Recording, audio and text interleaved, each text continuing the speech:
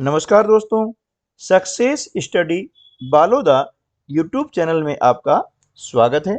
आज के इस वीडियो में हम कक्षा 7 विषय गणित का अध्याय 1 इसके अंतर्गत प्रश्नावली 1.2 के प्रश्न क्रमांक 1 से 4 तक कैसे हल करते हैं यह हम सीखने वाले हैं।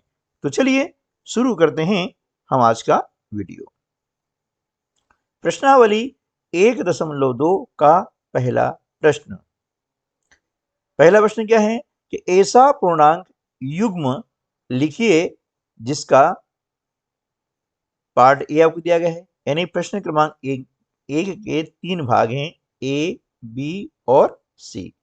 तो पहला जो पार्ट है, पहला जो भाग है वह क्या है? योग -7 है। योग यानी जोड़, है ना? ठीक है, तो ऐसा हमें युग्म ज्ञात करना है। तो पहले हम समझ लें युग्म ने होता क्या है। युग्म का मतलब होता है पेयर, यानी जोड़ा, है ना? इसे क्या बोलते हैं? या तो पेयर बोलेंगे या फिर क्या बोलेंगे? जोड़ा। जोड़ा मीन्स क्या हो गया? 2, यानी 2 संख्याएं एक साथ आएगी, 2 पूर्णांक एक साथ आपको लिखना है, ये कहलाता है पेयर, है ना, या जोड़ा। ठीक है ना? शब्दों के अर्थ जानना बहुत जरूरी है। ठीक है, चलिए अब पहले हम करते हैं ए। योग -7 है, तो यहां पर हमने 2 पूर्णांक लिखे हैं, यानी पूर्णांकों का युग्म लिखा है कि -3 और -4। ठीक है, अब ये कैसे, इसको हम थोड़ा समझेंगे। क्या बोला? दोनों का योग। ठीक है ना? तो हमने यहां क्या किया? -3 प्लस, है ना, कोष्टक में -4, ये दोनों को हमने क्या किया? योग किया। तो क्या हो जाता है? -3, है ना, प्लस और माइनस जो साइन है इनका आपस में यहाँ पर गुणा होता है, और जब चिन्ह विपरीत होते हैं, यानी एक प्लस और एक माइनस होता है, तो उनका गुणनफल माइनस आ जाएगा। तो क्या हो गया? -4। अब यहाँ दोनों चिन्ह कैसे हैं?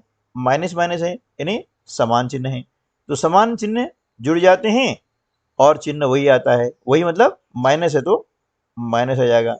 तो 3 और 4 7, इस प्रकार से, है ना? इसके अलावा भी और पूर्णांक युग्म हो सकते हैं, है ना? तो इस प्रकार से हमने देखा कि ये 2 पूर्णांक युग्म है ना? हमने हल करके देख लिया है कि इसका उत्तर सही है। देखिए इसके अलावा भी और आप ले सकते हैं। कैसे? देखिए इसके अलावा हो सकते हैं -5 और -2। ठीक है ना? दोनों का योग, योग मतलब जोड़, अब दोनों को जोड़ेंगे कितना आ जाएगा? -7, क्योंकि समान चिन्ह जुड़ते हैं, चिन्ह वही आता है। क्लियर? ये हो गया है। इसके अलावा -6 और -1 ये भी हो सकता है ना? -4 और -3 ये भी हो सकता है। ठीक है ना? तो इस प्रकार से ये युग्म भी आपके उत्तर में आ सकते हैं। ठीक है, तो आपको केवल 2 पूर्णांक लिखने हैं, यानी एक युग्म लिखना है जिसका योग -7 आता है। क्लियर? इस प्रकार से आप ये कर सकते हैं, है ना? चलिए अगला हम देखते हैं बी वाला। अंतर -10 है, यानी ऐसा पूर्णांक युग्म लिखना है जिनका अंतर, अंतर मतलब क्या होता है? डिफरेंस, है ना?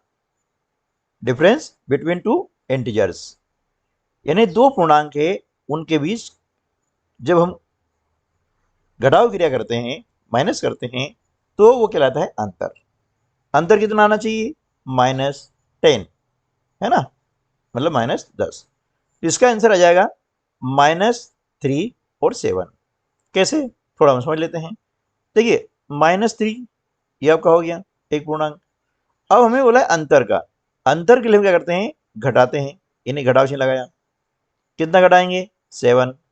ये तो हम देख रहे हैं कि यहाँ पर दोनों पूर्णांकों के चिन्ह समान हैं, माइनस माइनस हैं, तो समान चिन्ह जुड़ जाते हैं और चिन्ह वही आता है। वही मतलब माइनस है तो माइनस, प्लस है तो प्लस।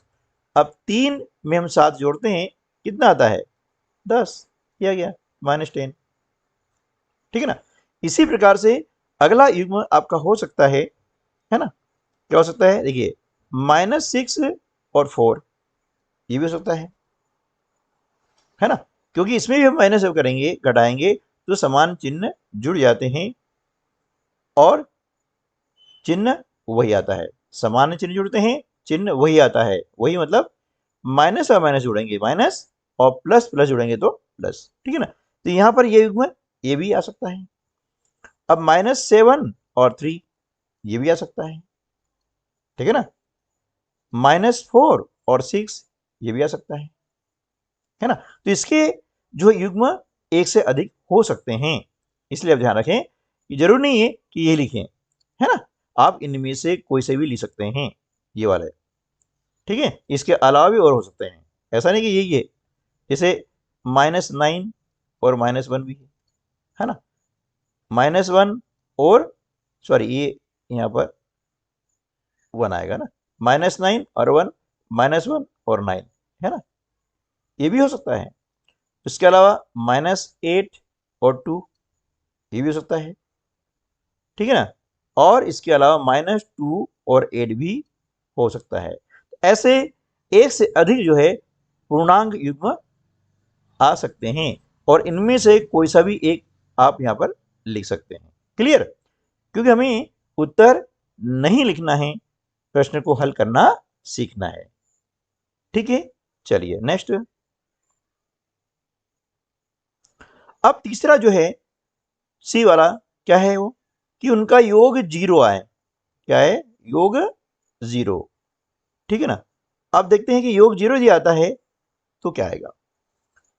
योग 0 कब आता है, जब किसी संख्या के योज्य प्रतिलोम को जोड़ा जाता है ना। और योज्य प्रतिलोम का मतलब होता है विपरीत चिन्ह वाली संख्या, जैसे 5 है, 5 का योज्य प्रतिलोम -5 है। अब जब 5 और -5 को हम जोड़ेंगे, है ना, तो इनका योगफल क्या आएगा, है ना, 0 आएगा। 5 -5, 5 में से 5 माइनस करेंगे, कितना आएगा, 0 आएगा, है ना। तो ये यहां पर आ गया है। अब जैसे 5 -5 हमने लिखा पूर्णांक युग्म, इसके अलावा भी और युग्म आ सकते हैं। कौन कौन से आ सकते हैं, देखिए 4 -4, 3 है ना, -3 और 3, ठीक है ना, 6 -6, 7 -7, ऐसे बहुत सारे, है ना, मतलब असंख्य, आप कह सकते हैं असंख्य ऐसे युग्म आ सकते हैं जिनका योग 0 है, ठीक है। तो इनमें से कोई सी भी संख्या आप लिख दें, कोई सा भी पूर्णांक युग्म लिख दें, आपका उत्तर सही रहेगा।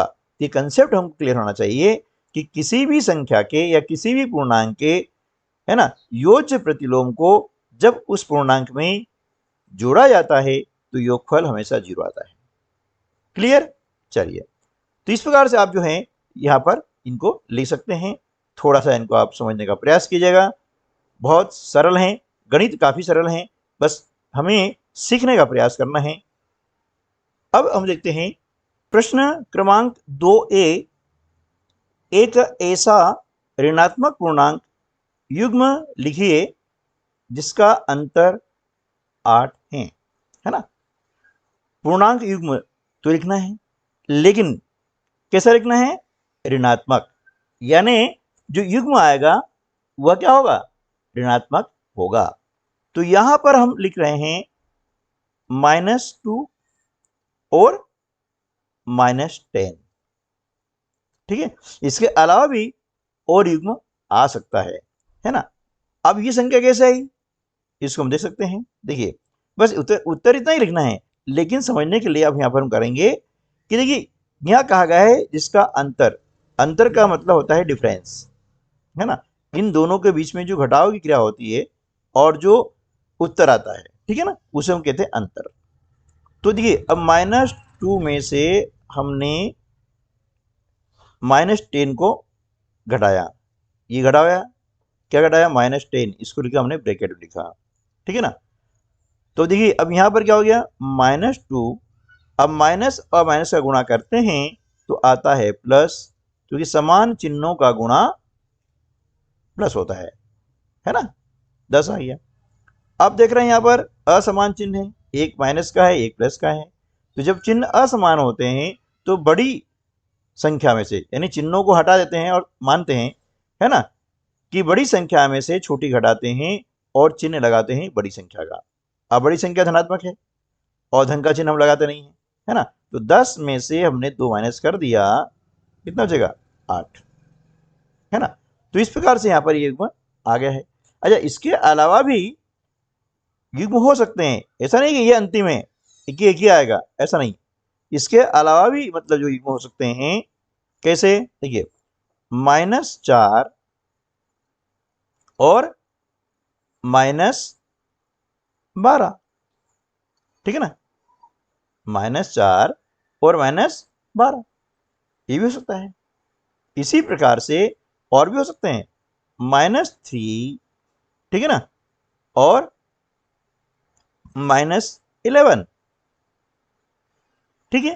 तो ऐसे कहीं कई जो है ऋणात्मक पूर्णांक युग्म हो सकते हैं, लेकिन हमें क्या करना है कि यहाँ पर जो प्रश्न है उसके अकॉर्डिंग हमें जो है एक ही उत्तर लिखना है। तो इनमें से कोई सा भी आप उत्तर लिख सकते हैं, जैसे मैंने ये लिखा हुआ है ना। आप ये इसके अलावा भी और उत्तर आप लिख सकते हैं, ठीक है ना। चलिए अब बी वाला, एक पूर्णांक, ऋणात्मक पूर्णांक, है ना, एक ऋणात्मक पूर्णांक और एक धनात्मक पूर्णांक लिखिए जिनका योग -5 है ना। तो देखिए अब इसका हल हम कैसे करेंगे। एक ऋणात्मक पूर्णांक लेना है और एक लेना है धनात्मक पूर्णांक, क्लियर, यानी एक नेगेटिव और एक पॉजिटिव, एक माइनस वाला और एक प्लस वाला, है ना। तो जो माइनस वाला इंटीजर्स हैं वो हम लेते हैं -7, ठीक है, और जो प्लस वाला है वह हम ले लेते हैं 2, ठीक है। ये हमारा आंसर हो गया। लेकिन हुआ कैसे, ये भी हम यहां पर जो है चेक करेंगे। देखिए -7, फिर क्या बोला, इनका योग, योग का मतलब होता है प्लस, यानी जोड़ना, प्लस कितना, 2। अभी हमने देखा कि यहां पर एक जो संख्या है उसका माइनस चिन्ह है और एक संख्या का प्लस चिन्ह है, इन्हें दोनों के चिन्ह कैसे हैं, असमान, अलग अलग है ना। जब ऐसी स्थिति आती है तो इस चिन्ह को हटा करके हम बात करते हैं, तो बड़ी संख्या क्या हो गई, 7, ठीक है ना। चिन्हों को हटा दें थोड़ी देर के लिए, माइनस चिन्ह हटा दीजिएगा और देख लें कि बड़ी संख्या क्या हो गई, 7, और छोटी संख्या क्या हो गई, 2। तो बड़ी संख्या में से छोटी संख्या हटा देंगे, 7 में से 2 हटाया, कितना आ गया, 5, ठीक है ना। और बड़ी संख्या का चिन्ह कौन सा है, माइनस का है, ये माइनस हमने यहां लगा दिया, आ गया, है ना। तो इस प्रकार से और भी हो सकता है, जैसे -6, 1, -8 और 3, है ना। इस प्रकार से कई युग्म हो सकते हैं, जैसे अभी मैंने पिछले प्रश्न में बताया और इसके ए भाग में भी बताया है, क्लियर। चलिए अब प्रश्न क्रमांक 2C, एक ऋणात्मक पूर्णांक और एक धनात्मक पूर्णांक लिखिए जिनका अंतर -3 है। इसको हल करते हैं। एक ऋणात्मक पूर्णांक है यानी माइनस वाला है, और एक धनात्मक पूर्णांक है यानी प्लस वाला है, जिसका अंतर हमें ज्ञात करना है। क्या ज्ञात करना है, अंतर ज्ञात करना है, और वो अंतर कितना आना चाहिए, -3, ठीक है। चलिए तो यहां पर देखते हैं कि -1 और -1 और 2, ठीक है ना, -1 और 2। इसके अलावा भी और हम युग्म ले सकते हैं, पहले इनको देखते हैं। देखिए अब यह क्या है, -1, इनका ज्ञात करना है हमें अंतर, अंतर का मतलब होता है घटाव, अब घटाव का चिन्ह लगाया हमने माइनस और 2 लिखा। समान चिन्ह जुड़ते हैं, चिन्ह वही आता है, माइनस है, चिन्ह माइनस आ गया, 1 और 2 को जोड़ दिया तो ये हो गया 3। आंसर कितना आ गया? -3। चलिए अब हम देखते हैं प्रश्न क्रमांक 3। किसी प्रश्नोत्तरी के 3 उत्तरोत्तर चक्करों मतलब राउंड्स में टीम ए द्वारा प्राप्त किए गए अंक -40 यानी -40, 10 और 0 थे और टीम बी द्वारा प्राप्त किए गए अंक 10, 0 और -40 थे। किस टीम ने अधिक अंक प्राप्त किए? क्या हम कह सकते हैं कि पूर्णांकों को किसी भी क्रम में जोड़ा जा सकता है? इस प्रश्न में 2 प्रश्न पूछे गए हैं कि किस टीम ने अधिक अंक प्राप्त किए और दूसरा प्रश्न यह है क्या हम पूर्णांकों को किसी भी क्रम में जोड़ सकते हैं? ठीक है, चलिए तो इसको अब जो है हम हल करते हैं। सबसे पहले हम लिखेंगे कि टीम ए द्वारा प्राप्त किए गए अंक, है ना, और अब करेंगे उनके अंकों का योग। जो अंक प्राप्त किए हैं -10, -40, 10 और 0, इस प्रकार से। अब तीनों का हमने क्या किया? योग किया। अब 0 का मतलब कुछ नहीं होता है तो हमने लिखा -40 + 10। अब चिन्ह कैसे हैं? असमान है। देखिए ये यहां पर है माइनस का और ये है प्लस का, है ना। चिन्ह कैसे हो गए हैं? असमान। जब चिन्ह असमान होते हैं तो क्या करते हैं कि ये माइनस का चिन्ह हटा के हम बात कर लेते हैं और बड़ी संख्या में से छोटी संख्या घटा देते हैं और चिन्ह लगाते हैं बड़ी संख्या का। तो उत्तर कितना आ जाएगा? -30 यानी -30। ठीक है, ये हो गया ए टीम के द्वारा प्राप्त किए गए अंकों का योग। अब हम ज्ञात कर लेते हैं टीम बी के द्वारा प्राप्त किए गए अंकों का योग। अब टीम बी ने कौन कौन से अंक प्राप्त किए हैं? 10, 0 और -40 हमने यहां पर इस प्रकार से लिख दिए हैं। अब 0 है, 0 का कोई अर्थ नहीं होता है ना, तो क्या लिखेंगे? 10 -40। ठीक है ना। अब तरीका वही है ना, बड़ी संख्या रहने वाली है, ऋण का चिन्ह लगा दें और बड़ी संख्या में से छोटी संख्या घटाने पर आता है -30। ठीक है ना। अब हम देख रहे हैं कि दोनों टीम के द्वारा बराबर बराबर अंक प्राप्त किए गए हैं, तो हम लिख देंगे कि दोनों टीमों ने बराबर अंक प्राप्त किए हैं। ठीक है, अब अगला प्रश्न क्या है? क्या हम कह सकते हैं कि पूर्णांकों को किसी भी क्रम में जोड़ा जा सकता है?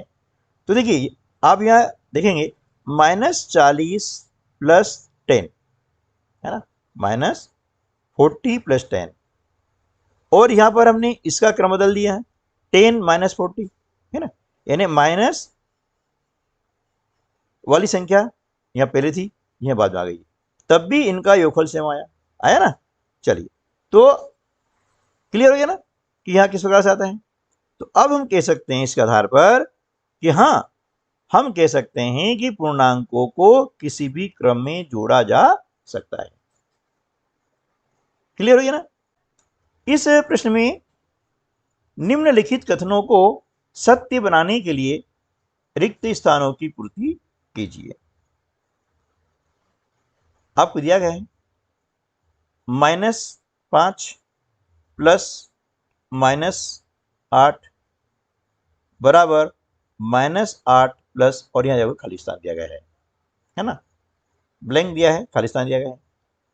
तो देख रहे हैं देखिए कि यहां पर जो संख्याएं हैं, जो पूर्णांक हैं, वे यहां पर देखें -8 यहां पर भी है और -8 यहां पर भी है, प्लस का चिन्ह यहां भी लगा हुआ है और यहां भी लगा हुआ है, यानी और यहां बीच में क्या है? बराबर का चिन्ह। इसका अर्थ यह हुआ कि ये जो बाएं पक्ष है ना, और ये यहां से यहां दाएं पक्ष है, ये दोनों पक्ष का मान हमेशा बराबर होता है। तो यहाँ क्या करेंगे, यहाँ ले देंगे हम -5, है ना, यानी ऋण 5। ठीक है, क्योंकि अभी हमने पिछले प्रश्न में समझा था, सीखा था कि पूर्णांकों को किसी भी क्रम में हम जोड़ते हैं तो योगफल सेम आता है, बराबर आता है। उसी नियम का पालन करते हैं, और ये जो नियम होता है, इस नियम का नाम है क्रम विनिमय नियम। क्या नाम है इसका? क्रम विनिमय नियम। ठीक है, तो इसमें हमने क्रम जो है चेंज कर दिया है, यानी सीक्वेंस चेंज हो गई है, लेकिन योगफल में कोई अंतर नहीं आता है। ठीक है ना, ये कहलाएगा। इसे क्रम विनिमयता भी कहते हैं, अलग अलग बुक्स में अलग नाम दिए गए हैं। क्लियर? चलिए, अब अगला है -53 प्लस, आपको दिया खाली स्थान, बराबर -53, अर्थात ऋण 53 में कितना जोड़ें कि योगफल ऋण 53 आ जाए। अब संख्या वही की वही यहां आ रही है, अर्थात कुछ नहीं जोड़ा जाएगा। अब कुछ नहीं जोड़ा जाएगा अर्थात उसका अर्थ होता है शून्य। कुछ नहीं का मतलब क्या होता है? शून्य। तो यहां पर आ जाएगा शून्य। ठीक है, क्लियर? चलिए नेक्स्ट, 17 प्लस खाली स्थान बराबर 0, यानी 17 में हम कितना जोड़ें कि योगफल 0 आ जाए। किसी भी संख्या में, किसी भी पूर्णांक में, है ना, उसके योज्य प्रतिलोम को हम जब जोड़ देते हैं तो योगफल हमेशा 0 आता है। और 17 का योज्य प्रतिलोम कितना होता है? -17। ठीक है ना, योज्य प्रतिलोम में चिन्ह उलट हो जाता है, माइनस का प्लस और प्लस का माइनस। जैसे एक बार समझ लेते हैं, 5 है, 5 का योज्य प्रतिलोम -5, है ना, -3 का योज्य प्रतिलोम 3। क्लियर? चलिए, है ना, तो इस प्रकार से आपको ये ध्यान देना है। नेक्स्ट, 13 प्लस कोष्टक में -12 धन खाली स्थान बराबर 13 धन बड़े कोष्टक में -12 धन छोटे कोष्टक में -7, और यहाँ बड़ा कोष्टक बंद होगा ऐसा, तो यहाँ चालू है ना, यहाँ बंद होता है। ठीक है, अब इसमें हम क्या देखें कि देखो भैया यहाँ पर 3 पूर्णांक हैं, देखो ये, है ना, तो 3 पूर्णांक हैं और 2 पूर्णांक सेम है। ये देखिए आप, 13 यहाँ भी 13, -12 यहाँ पर भी -12, तो भैया यहाँ -7 है ना, तो यहाँ पर -7 नहीं है, इसलिए यहाँ पर आ जाएगा -7। ठीक है, अब ये दोनों पक्षों का मान हो गया है बराबर। क्लियर? चलिए नेक्स्ट क्वेश्चन, -4 प्लस बड़े कोष्टक में आ जाएगा 15 धन कोष्टक में -3 बराबर, यहां पर दिया है -4 प्लस 15, और ये जो है यहां पर कोष्टक हो जाता है बंद, प्लस यहां हो गया आपका खाली स्थान, है ना, ये वाला। तो क्या करेंगे, देखिए यहां पर भी 3 पूर्णांक हैं, हम देख रहे हैं कि -4 यहां पर है, यहां पर भी है, 15 यानी 15 यहां पर भी है, यहां पर भी है। अब यहां नहीं है तो क्या नहीं है? -3, तो यहां पर आ जाएगा ब्रैकेट में -3, इस प्रकार से। ठीक है, तो इस प्रकार से हम जो है इन कथनों को सत्य बनाने के लिए रिक्त स्थान की पूर्ति कर सकते हैं। और रिक्त स्थान हो, चाहे मल्टी चॉइस क्वेश्चन हो, चाहे वो मैच करने का हो, इन सबको करने के लिए इस चैप्टर से संबंधित, मैंने जिस चैप्टर के क्वेश्चन आते हैं उस चैप्टर से संबंधित जो मेन कंसेप्ट होते हैं वो हमें याद होने चाहिए। उम्मीद है कि ये वीडियो आपके लिए लाभकारी सिद्ध हुआ होगा, और इस वीडियो से आपने कुछ न कुछ जरूर सीखा होगा। यदि सीखा है, वीडियो को लाइक कीजिएगा, अपने अन्य दोस्तों को शेयर कीजिएगा, और अभी तक यदि आपने चैनल को सब्सक्राइब नहीं किया है तो नीचे लाल रंग में लिखा हुआ है सब्सक्राइब, उसको आप दबा देंगे तो वो कलर चेंज हो जाएगा। और ऑलरेडी यदि आपने सब्सक्राइब कर रखा है, कलर चेंज है, उसके लिए आपको बहुत बहुत धन्यवाद। और सब्सक्राइब करने का कोई पैसा नहीं है, लाइक करने का पैसा नहीं है। तो मिलते हैं अगले वीडियो में, तब तक के लिए नमस्कार, जय हिंद।